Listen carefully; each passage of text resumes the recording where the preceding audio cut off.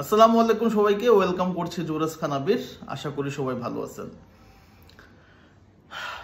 গতকালকে রাত্রের পর থেকে আজকে সারাদিন একটা নিউজ দেখতেছি এবং অনেক কমেন্টসও দেখতেছি এবং অনেক ইনবক্সে মেসেজও পাচ্ছি যে ভাইয়া সিবিএফ প্রেসিডেন্ট এডনাল্ডো রদ্রিগেজকে তো স্যাক করা হচ্ছে বা স্যাক করা হবে, রিসেন্টলি স্যাক করা হবে, তাহলে কি কার্লো আনচেলত্তি ব্রাজিলে আসবে কি না? রিসেন্টলি এক মাসও হয় নাই যে এডনাল্ডো রদ্রিগেজ সিবিএফ প্রেসিডেন্ট হিসেবে জয়লাভ করছে নির্বাচনে এবং তারপরে সে কিন্তু বর্তমান সিবিএফ প্রেসিডেন্ট।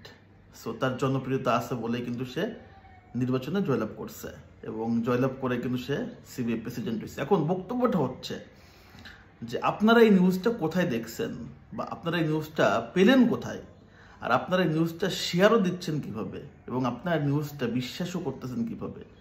আপনাদের একটু জানাই রাখি যে ফুটবল ফেডারেশন, ক্রিকেট ফেডারেশন অর্থাৎ ক্রিকেট বোর্ড, এই জায়গাগুলো খুবই সেন্সিটিভ জায়গা। এই জায়গাগুলোতে রাজনীতিক কোনো প্রভাব খাটানো যায় না, কেউ কোনো প্রভাব খাটাইতে পারে না। এটা সম্পূর্ণ, যেমন ফুটবল ফেডারেশন নিয়ন্ত্রণ করা হচ্ছে ফিফা, ক্রিকেট বোর্ড নিয়ন্ত্রণ করা হচ্ছে আইসিসি। সো এই জায়গাগুলোতে যদি রাজনীতিক কোনো প্রেশার বা রাজনীতিক কোনো হস্তক্ষেপ আসে তাহলে ওই দেশের ফুটবল ফেডারেশন অথবা ক্রিকেট বোর্ড নিষিদ্ধ হয়ে যায়। সেটা আপনারা অনেকে জানেন, হয়তো অনেকে জানেন না। যারা জানেন না হয়তো বা তারাই এই জিনিসগুলো বিশ্বাস করতেছেন অথবা শেয়ার করতেছেন, ছড়াচ্ছেন।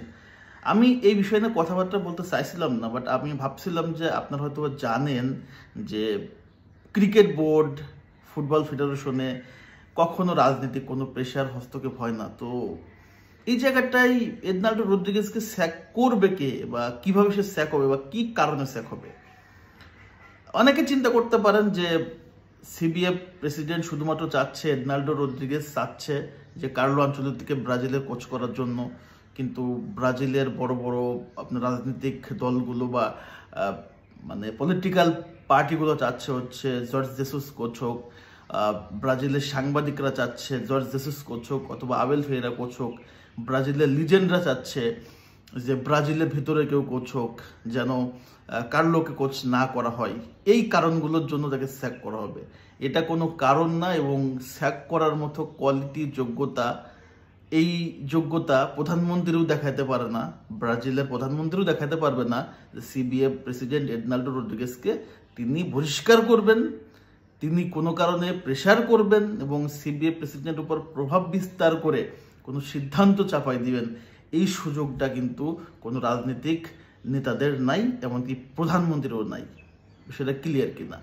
সো আপনাদের কাছে বিষয়টা ক্লিয়ার করলাম, হয়তো বা অনেকে জানেন না এবং না জেনে এই বিষয়গুলো আপনারা মানে নেগেটিভ চিন্তা করতেছেন বা নেগেটিভ ভাবতেছেন। আলটিমেটলি এটা ঘটার সুযোগ নাই এবং এটা ঘটবে না, কারণ আপনারা তো বিষয়টা ক্লিয়ার যে ফুটবল ফেডারেশন এবং ক্রিকেট বোর্ডের সাথে রাজনৈতিক কোনো পার্টি, রাজনৈতিক কোনো ইস্যুর যদি কোনো রকম কোনো সম্পৃক্ত প্রভাব বিস্তার হয় তাহলে কিন্তু ওই দেশের ফুটবল ফেডারেশন, ফুটবল মানে ক্রিকেট বোর্ড একদম নিষিদ্ধ হয়ে যেতে পারে।